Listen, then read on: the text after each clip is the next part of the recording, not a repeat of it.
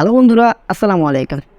ইন্ডিয়ার ভিসার অ্যাপ্লিকেশন করার সময় যদি আপনার অকুপেশনে আপনি সার্ভিস দেখিয়ে থাকেন তাহলে কিন্তু অবশ্যই আপনাকে এনওসি সাবমিট করতে হবে। তো এই যে এনওসিটা কী?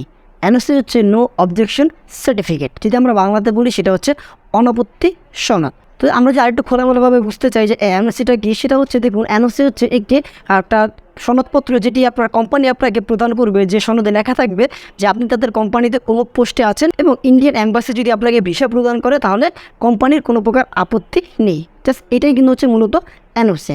তো এখন আসে এই যে এই এনওসিটি, এটা তো আপনার কোম্পানি দেওয়ার কথা, তো আপনি কী জন্য এনওসিটি বানাবেন? তো দেখুন, এরকম অনেক কোম্পানি আছে যারা এনওসি দিতে চায় না, অথবা আপনি বেকার, কোনো কোম্পানিতে কাজ করেন না, তো সেক্ষেত্রে আপনি কী করবেন? অথবা আপনি এমন একটি কোম্পানিতে কাজ করেন যেটা ক্ষুদ্র কোম্পানি, ছোটো আকারের কোম্পানি, হতে পারে কোনো একটি মুদি দোকান বা কোনো একটি স্টল। তো তারা কীভাবে আপনাকে এনওসি দেবে? তো তাদের তো কোনো নির্দিষ্ট প্যাড নেই যে তারা আপনাকে এনওসি প্রদান করবে, আর এনওসিটি কিন্তু আপনার কোম্পানির প্যাডের উপরে নিতে হয়। তো আমরা এই ভিডিওতে একদম নির্ভুলভাবে দেখব যে কীভাবে আপনারা এনওসি তৈরি করবেন। আর এই এনওসিটি আমি যেভাবে কি দেখাবো, যদি এভাবে আপনারা বানিয়ে সাবমিট করেন তাহলে কিন্তু আপনার ভিসা পেতে কোনো প্রকারই সমস্যা হবে না, আপনি 100% কিন্তু আপনার ভিসাটি পেয়ে যাবেন। তো চলুন আর কথা বাড়াবো না, একদম সরাসরি মূল ভিডিও শুরু করা যায়।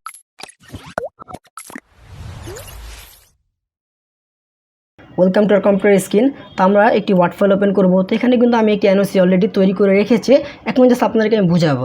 তো আমি এটা কিন্তু আপনাদের সামনে তৈরি করতে পারতাম, আমি কিন্তু আগে তৈরি করে রেখেছি, কেননা যদি এখন আমি তৈরি করতাম তাহলে কিন্তু ভিডিওটা একটু বেশি লেন্দি হয়ে যেত। তো আমি ভিডিওটা তেমন একটি বড় করবো না, খুবই শর্টলিভাবে আপনাদেরকে বুঝিয়ে দিব।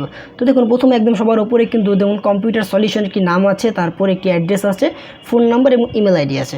তো এটা হচ্ছে মূলত একটি কোম্পানির প্যাড, ঠিক আছে? একটি মানে কি প্যাড সাজিয়ে রেখেছি। তো এইভাবে আপনাদের যে কোম্পানির প্যাড আছে সেক্ষেত্রে আপনারা শুধু সেই প্যাডটি ব্যবহার করবেন। আর যদি প্যাড না থাকে আপনারা কীভাবে এরকম একটি প্যাড বানাবেন সেটা আমরা দেখে নিব।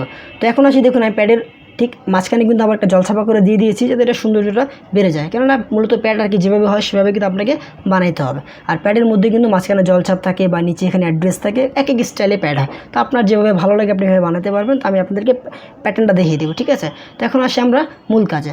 একদম দেখুন লেফট সাইডে রেফারেন্স নামে একটি ঘর আছে, যেখানে এই যে রেফারেন্স নাম্বারটি আছে এটা কোম্পানি আপনাকে দেবে, আর যদি কোম্পানি না দেয় সেক্ষেত্রে আপনি এটা ব্ল্যাঙ্ক করে কোনো প্রকার সমস্যা হবে না।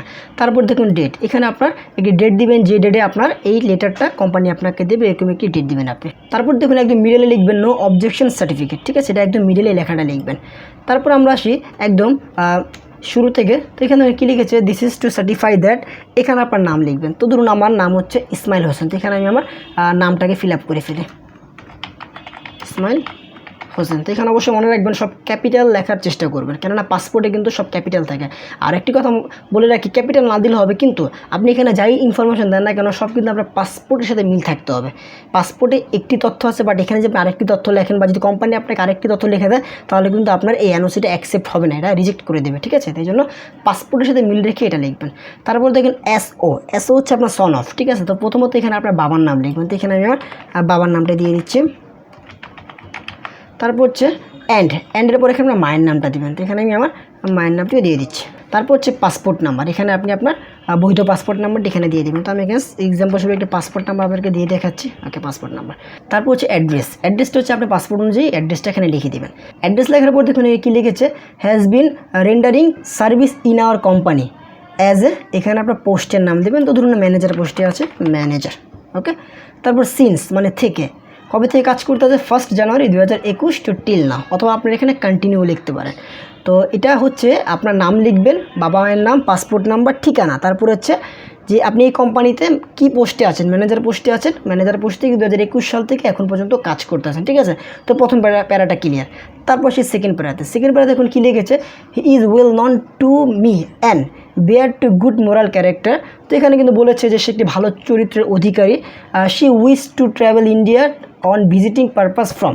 তো এখানে বলেছে সে ইচ্ছা প্রকাশ করেছে, মানে কোম্পানি আপনার তরফ থেকে বলতেছে যে সে ইচ্ছা প্রকাশ করেছে যে ইন্ডিয়াতে ভ্রমণ করার জন্য। ফ্রম একটা ডেট দিয়ে দিবে, যে মানে 15/5/2023 থেকে একটা আনুমানিক আর কি 15-20 দিনের ডেট দিবেন, যে এই ডেট থেকে এই ডেটের মধ্যে সে ইন্ডিয়াতে ট্রাভেল করবে, অথবা আপনার এই ডেট থেকে এই ডেট পর্যন্ত কোম্পানি ওনাকে ছুটি দিয়েছে, ঠিক আছে? এরকম একটি ডেট দেবেন এখানে।